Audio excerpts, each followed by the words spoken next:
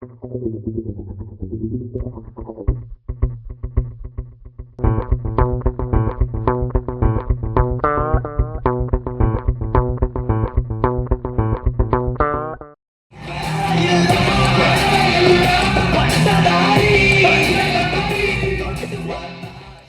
வணக்கம்.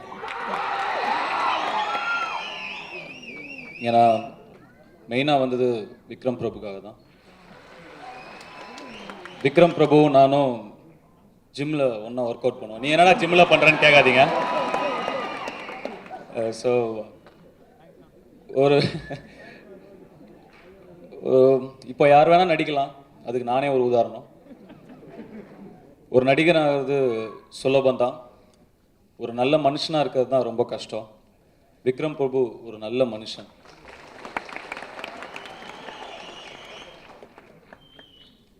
அந்த வகையில் பிரபு சார் வந்து அவ்வளோ அழகாக பண்பாக ரொம்ப அழகாக வளர்த்துருக்கீங்க சார்.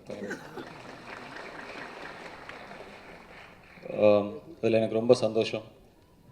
அண்டு நடிகர் திலகத்தின் பேரன்கிற பெரிய புண்ணியம் உண்டு, இளைய திலகத்தின் மகன்கிற ஒரு பெருமையும் உண்டு. அதே சமயம் அது ஒரு நடிகனாக அவர் மாறி இருக்கிறதுனால அது ஒரு பெரிய பாரமும் கூட. அந்த பெயர் இந்த பெயர்களெல்லாம், இந்த லெஜண்ட்லாம் அவருடைய தோளில் சுமந்து கொண்டு தனக்குன்னு ஒரு பெயர் சம்பாதிக்கிறதுக்காக இன்னைக்கு படங்களில் நடித்து கொண்டிருக்கிறார். சம்பாதிச்சிட்டார். அவர் பேர் சொன்னாலே இன்னைக்கு அவரை அடையாளம் தெரியும். ஸோ நிச்சயமாக அவங்க தாத்தாவும் சரி அப்பாவும் சரி உங்களை நினைத்து ரொம்ப ரொம்ப பெருமைப்படுவாங்க, ரொம்ப ரொம்ப சந்தோஷப்படுவாங்க.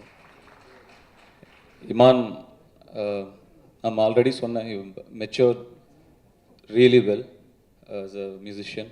அண்ட் உங்கள் சாங்ஸ்லாம் இப்போது ரொம்ப நல்லா வரவேற்கப்படுகிறது. குறிப்பாக பிஎன்சியில் ரொம்ப நல்லா அவங்க மியூசிக் கேட்குறாங்க. Very happy for you and all the best for Gaurav for your film. And Sathyaraj sir வழக்கமாக எல்லா ஆடியோ ஃபங்க்ஷன்லையும் கேட்குறதா? சரி, தனியாகவே கேட்குறேன். இப்போ I'm very happy for the whole team and I wish you all the best. படமும் பாடல்களும் வெற்றி பெற கடவுளை வேண்டிக்கிறேன். நன்றி. அப்புறமா